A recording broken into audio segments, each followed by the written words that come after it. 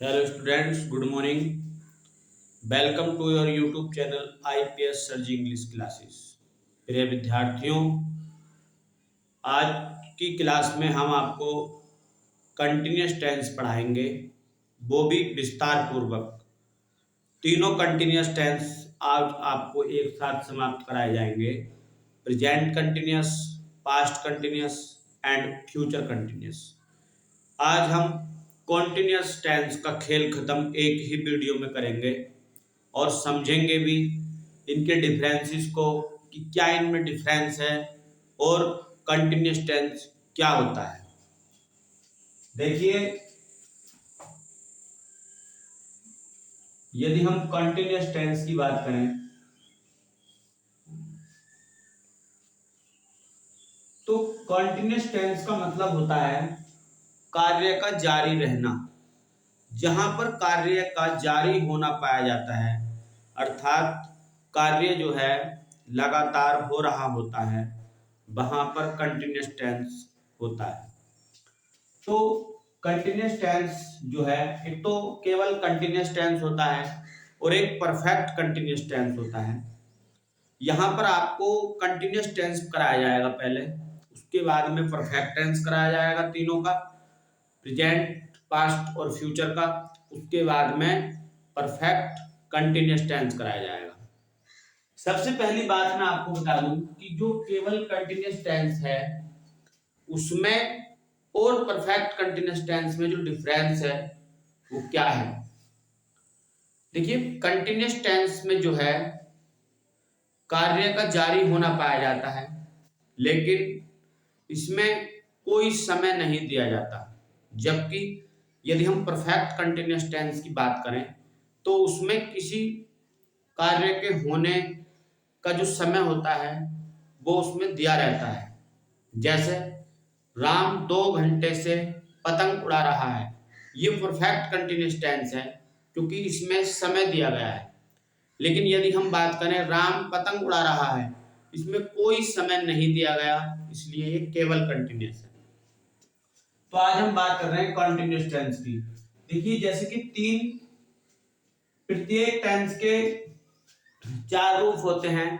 आज हम जैसे हमने इंडेफिनिट टेंस कंप्लीट करा दिया, प्रेजेंट का भी इंडेफिनिट करा दिया, पास्ट का इंडेफिनिट टेंस और फ्यूचर इंडेफिनिट, ये आपका क्लियर हो चुका है। अब हम कंटिन्यूस टेंस की बात करें, जैसे कि एक आएगा आपको present continuous, present continuous tense, फिर past continuous tense,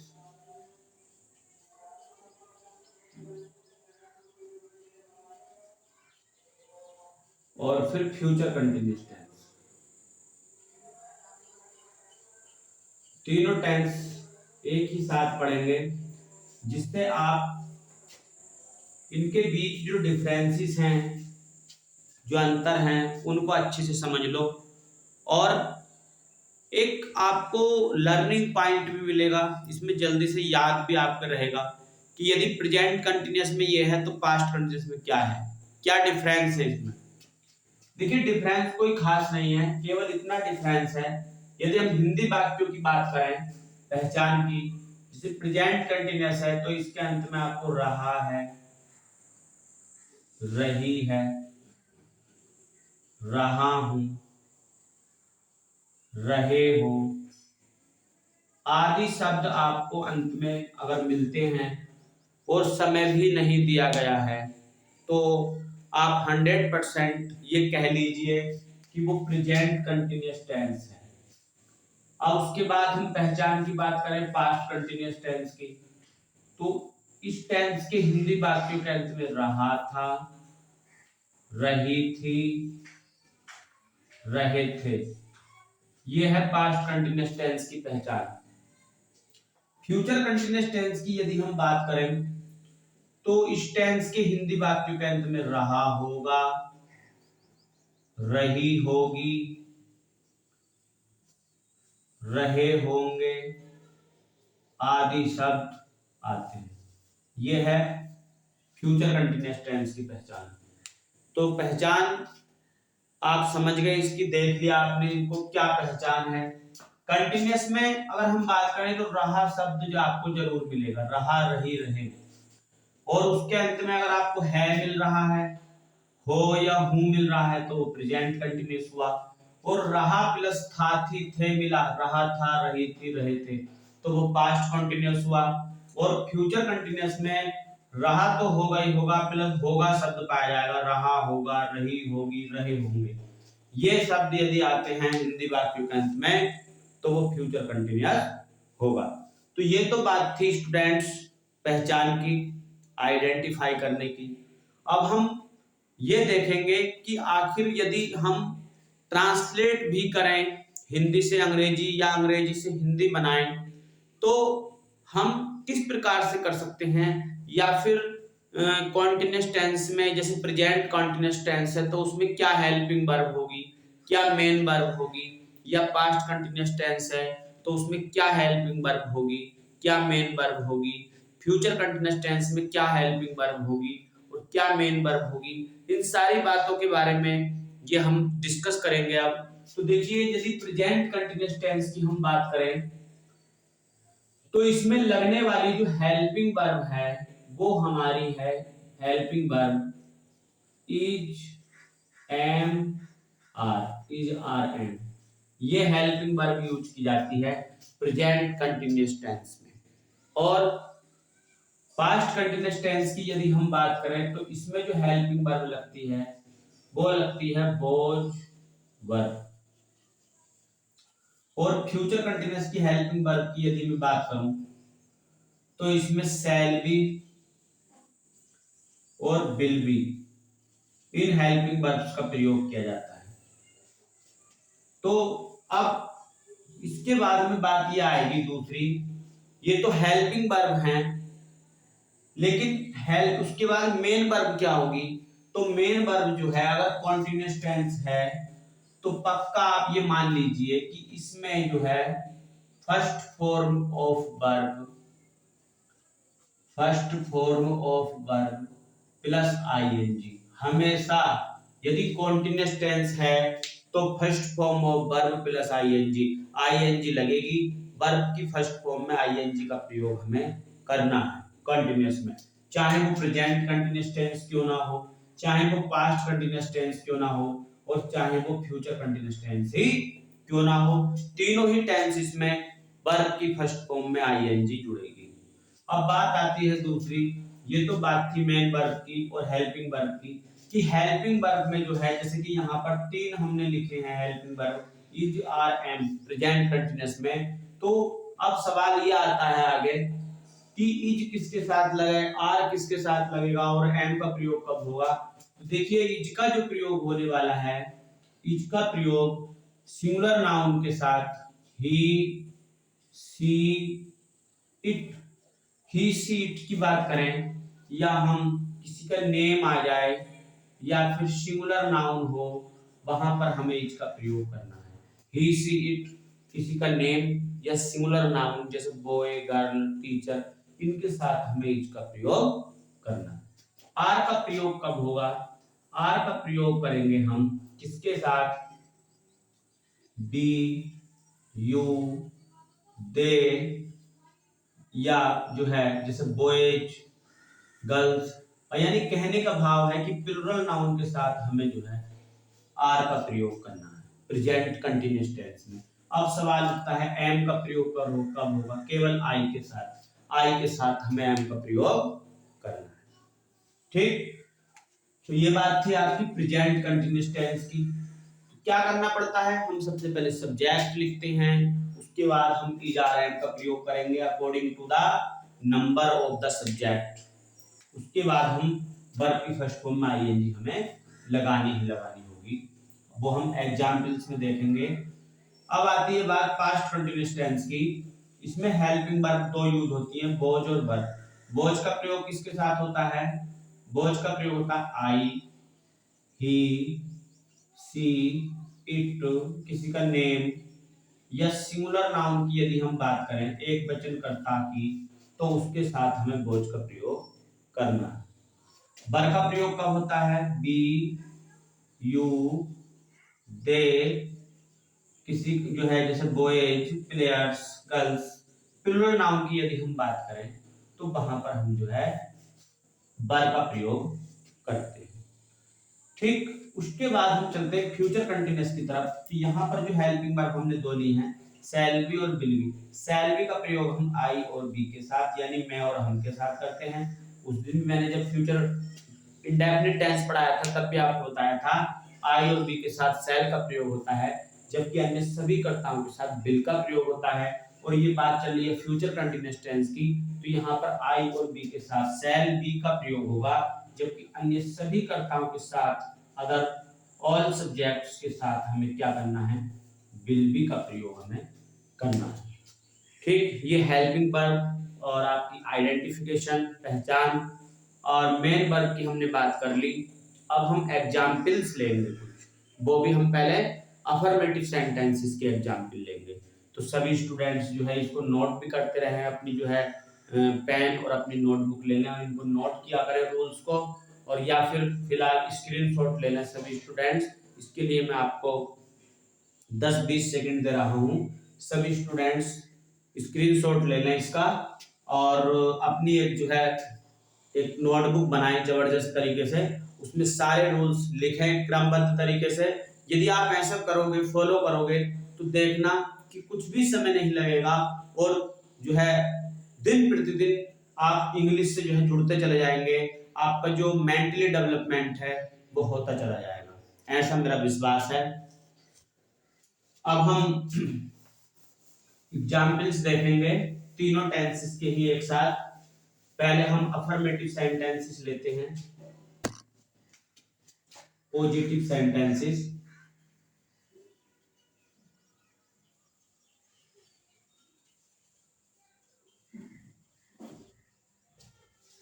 affirmative sentences की यदि हम बात करें तो इसमें जो स्ट्रक्चर बनेगा, जो फॉर्मूला होगा हमारा, वो होगा सबसे पहले सब्जेक्ट, उसके बाद हमें जो है हेल्पिंग वर्ब का प्रयोग करना है। हेल्पिंग वर्ब हमारी क्या हो सकती है वो हमने सब आपको बता ही दिया, is, are, am, was verb, will be, shall be हो सकती है। उसके बाद हमें जो है first form of verb plus ING plus object plus complement, इसका प्रयोग हमें करना है। एग्जाम्पल लेते हैं कुछ। राम एक पत्र लिख रहा है, तो इसके अंदर जो है सब्जेक्ट क्या है, राम। टेंस क्या है, रहा है, प्रेजेंट कंटिन्यूअस। रहा है, राम सिंगुलर नाउन है और रहा है आया है, ये प्रेजेंट कंटिन्यूअस है। और प्रेजेंट कंटिन्यूअस यदि है तो उसमें क्या हेल्पिंग वर्ब लगती है, इज, आर, एम। ठीक, पहले हमने ये छांट लिया कि है आया है रहा है तो प्रेजेंट कंटिन्यूअस है, और जब प्रेजेंट कंटिन्यूअस है तो इज, आर, एम आना है। अब इज, आर, एम में से भी तीनों में से एक सिलेक्ट करना है, तो राम है सिंगुलर नाउन, क्या लगेगा, is. Ram is writing a letter. ठीक, बिल्कुल इजी तरीके से आप सीखोगे। दूसरा, वे एक पुस्तक पढ़ रहे थे, तो वे की क्या होती है, दे। वर का प्रयोग करेंगे क्योंकि ये पास्ट कंटिन्यूअस है और पास्ट कंटिन्यूअस में हमें वॉज पर हेल्पिंग वर्ब का प्रयोग करना होता है। अब अकॉर्डिंग टू सब्जेक्ट लगाएंगे तो दे प्लूरल नंबर के साथ चलेगा वर्ब। देवर पढ़ने की क्या होगी, रीडिंग। क्या पढ़ रहे थे, ए बुक, एक पुस्तक की ए बुक। ठीक, तीसरा एग्जाम्पल लेते हैं। वह कल दिल्ली से आ रही होगी। ठीक, वह की क्या होगी, सी। अब आई बी के साथ शैल भी लगाते हैं, बाकी के साथ विल बी, तो यहां पर लगेगा will be. She will be coming, आने की होगी कमिंग। कहां से, दिल्ली से। जब भी हम किसी स्थान से अलग होते हैं फ्रॉम प्रीपोजिशन का प्रयोग करते हैं, फ्रॉम दिल्ली, जाते हैं तो टू प्रीपोजिशन का प्रयोग करते हैं, आते हैं तो फ्री फ्रॉम प्रीपोजिशन का प्रयोग करते हैं। तो ये था अफर्मेटिव सेंटेंसेस, एग्जाम्पल्स और स्ट्रक्चर। अब हम निगेटिव लेते हैं। सभी स्टूडेंट्स स्क्रीनशॉट ले लें या फिर नोट करते रहा करो, हैंड टू हैंड स्क्रीनशॉट ले लें सभी तुरंत। इसके बाद अब हम निगेटिव सेंटेंसेस कराते हैं आपको। आज का मेरा जो टारगेट है, आपको कॉन्टिन्यूअस टेंस पक्का 100% दावे के साथ सिखाना है, वो भी परफेक्ट। अफर्मेटिव, निगेटिव, इंट्रोगेटिव समाप्त तीनों का, प्रेजेंट कंटिन्यूअस, पास्ट कंटिन्यूअस और फ्यूचर कंटिन्यूअस। अब हम बात करते हैं निगेटिव सेंटेंसेस की।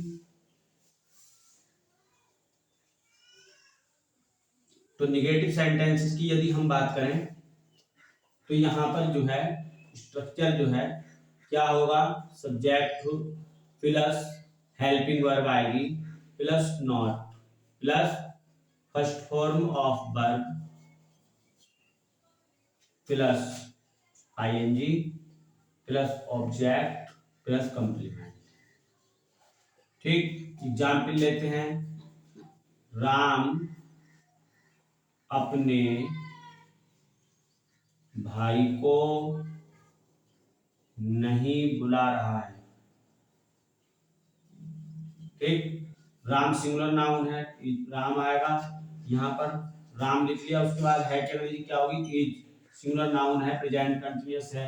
राम इज नहीं, नहीं के लिए नॉट का प्रयोग करेंगे हेल्पिंग वर्ब के बाद। राम इज नॉट कॉलिंग किसको, अपने भाई को, हिज ब्रदर। दूसरा एग्जाम्पल लेते हैं। वह कल अपनी बहन को एक पत्र नहीं लिख रही थी। वह क्या होगी, सी वॉज नॉट, लिखने क्या होगी, राइटिंग।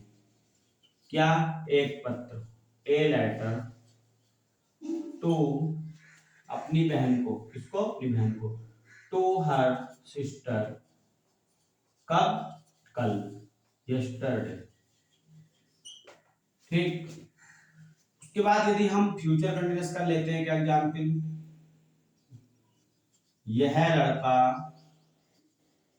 कल एक पुस्तक नहीं खरीद रहा होगा। कैसे बनाएंगे, दिस बॉय रहा होगा आया है तो बिल, जब भी सहायक क्रिया दो शब्द की हो बीच में नोट लगाना होता है। जैसे बिल भी है तो बिल नोट बी, सेल भी है तो shall not be. This boy will not be, खरीदने की क्या होती है, बाइंग आ बुक टुमारो। ठीक, ये था निगेटिव। निगेटिव में कुछ करना नहीं होता, केवल हमें नॉट का प्रयोग करना होता है, वो भी हेल्पिंग वर्ब के बाद। अब चलते हैं हम इंट्रोगेटिव सेंटेंसेस की तरफ। यदि हम इंट्रोगेटिव सेंटेंसेस की बात करें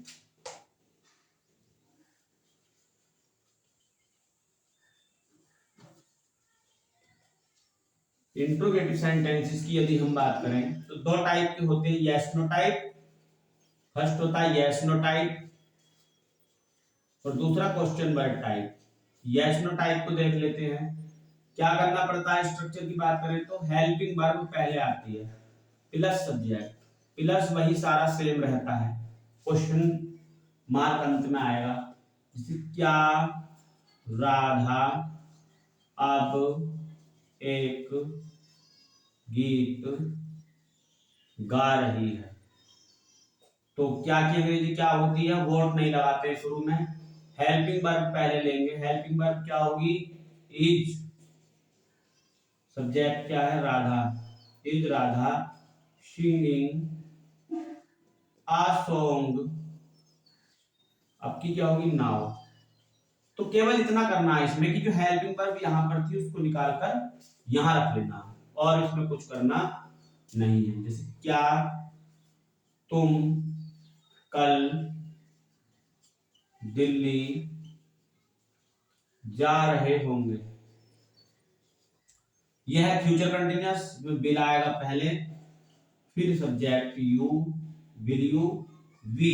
जब हेल्पिंग वर्ब डबल हो तो सब्जेक्ट को बीच में ले लेते हैं, तो will you be going to Delhi tomorrow. ठीक, ये था इंट्रोगेटिव का yes no type, first type. उसके बाद हम बात करते हैं इंट्रोगेटिव के सेकंड टाइप की, क्वेश्चन वर्ड टाइप की। क्वेश्चन वर्ड टाइप की यदि हम बात करें सेकंड टाइप की,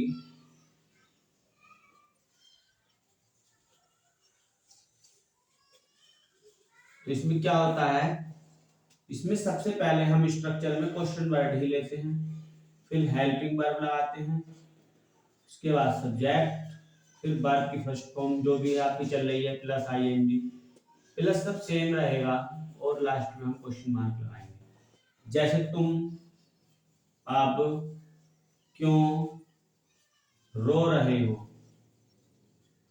क्या करेंगे, पहले क्यों की अंग्रेजी आएगी वाई, ये कंटिन्यूअस है प्रेजेंट कंटिन्यूअस, आर लगेगा, वाई आर यू वीपिंग, और अब की अंग्रेजी क्या होगी नाउ। ठीक, तो इस प्रकार से हम इंट्रोगेटिव सेंटेंसेस को बना सकते हैं। तो लगातार प्रैक्टिस करते रहें, और आपको ये वीडियो, आपको ये क्लास कैसी लगी हमें कमेंट बॉक्स में बताएं लिख करके, और अपने सुझाव दें। और आईपीएस सर जी इंग्लिश क्लासेस इस यूट्यूब चैनल को आप ज़्यादा से ज़्यादा अपने फ्रेंड्स को, अपने मिलने वालों को शेयर करें, जिससे कि आप लगातार इंग्लिश में अपना एक बेहतर करियर बना सकें, और ज़्यादा से ज़्यादा जो है अपनी अंग्रेजी को बेहतर बनाने की कोशिश करें, और जो है लगातार अपनी प्रैक्टिस करते रहें और इंग्लिश से जुड़े रहें। Thanks for watching this video.